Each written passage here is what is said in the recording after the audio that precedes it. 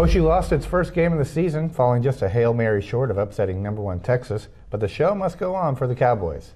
Hello and welcome to the latest edition of OSU Football with Scott Wright. I'm Mike Keeler here at the Dodge Sports Desk, joined by Scott Wright, OSU football beat writer. Scott, let's start off by looking back at that Texas game. What went right and what went wrong for the Cowboys in that? They were just one touchdown pass away there at the end. Really, when you look back at it, there wasn't a whole lot that went wrong. They did have a couple of big mistakes. One, Kendall Hunter fumbled as they were going inside the red zone with a chance to get an early score, and Texas went right back down the field and turned that into a touchdown and a 14-0 lead. And then Texas driving in the third quarter, and Parrish Cox picks off a Colt McCoy pass, but Andre Sexton is called for roughing the passer. A lot of Oklahoma State fans didn't like the call because he didn't really hit him that hard. But by rule, if you hit the quarterback in the head, you're going to get a flag. Colt McCoy's done good with that call this year so far. Yeah.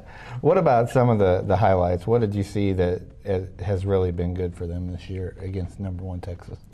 The running game was the thing. I knew they would have some success with the running game, but I didn't expect Kendall Hunter to go for 161 yards like he did. Talking to Mike Gundy, he said that it was the best game that the offensive line had played all season. Running back coach Curtis Looper told me last night he thinks it's the best game they've played since he's been here. So it was a pretty impressive performance against a really stout defensive front with Roy Miller in the middle and Brian Orakpo on the end. You didn't hear a whole lot from those guys.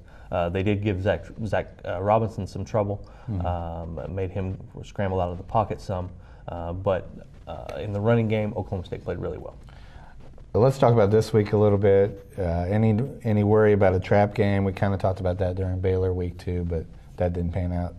You still feel like these guys are clicking along pretty well? Yeah, I really do. These guys, when you weren't expecting to be in this situation necessarily, like you weren't top 15 when the season started.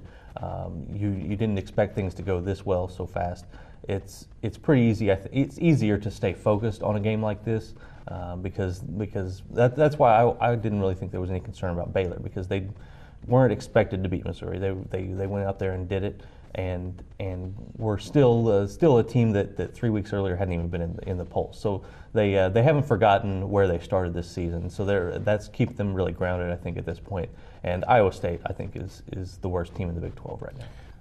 Look ahead just a little bit.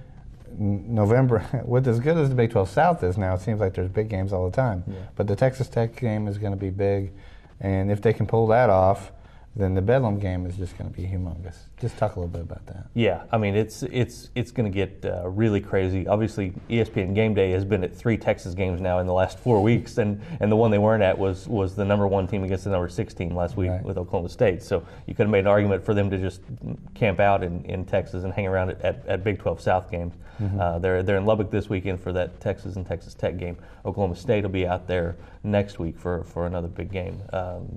Most likely, 2 top 10 teams playing. I don't see Texas Tech, even if they lose, dropping that far out from number 5 to outside of the top 10. So you're looking at another top 10 matchup in that game. Bedlam, depending on what happens, could very well be a top 10 game. Could be a BCS Bowl on the line, because I really think that the number 2 team in the South has a whole lot better shot of getting that at-large BCS berth than the winner of the North at this point. Brandon Pettigrew is back. Tell me, is he 100%? And if he is, what does that do for them now, having him back at full strength? For one, it gives them another really consistent passing target, somebody else to throw to other than Dez, who can do something when he gets the ball in his hands. Mm-hmm. Obviously, it also attracts the safety away from Dez too. Maybe give him another opportunity to get some one-on-one whenever Dez is out on the edge. So that's big. He's also a great blocker.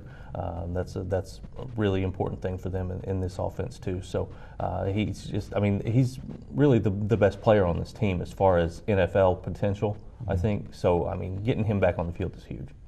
A little recruiting talk this week too. We think that OSU is going to get a big one. I think there's a really good chance that Daquan Lowe from Carl Albert is going to commit to Oklahoma State. It's not a done deal yet. He's going to make the announcement at noon on Thursday. We'll see what happens, but I think they've got a really good chance at getting this guy. They nailed down Colton Richardson and Ada linebacker earlier in the week. Not a lot of people know about this guy, but he's going to be a pretty talented player. He's going to kind of rise up the rankings throughout the season. A big kid who can run pretty well. So and then Lowe is probably one of the 3 best kids in the state that's left right now. And so they've already got 2 of the top 5 at this point. This will give them 3 of the top 5 or 6 in the state. With Jeremy Smith and Brandon Webb, so this would be a really big deal if they could land Daquan Lowe. Alrighty, thanks, Scott. Be sure to read all Scott's stories along with the best coverage of OSU sports anywhere on newsok.com and every day in the Oklahoman.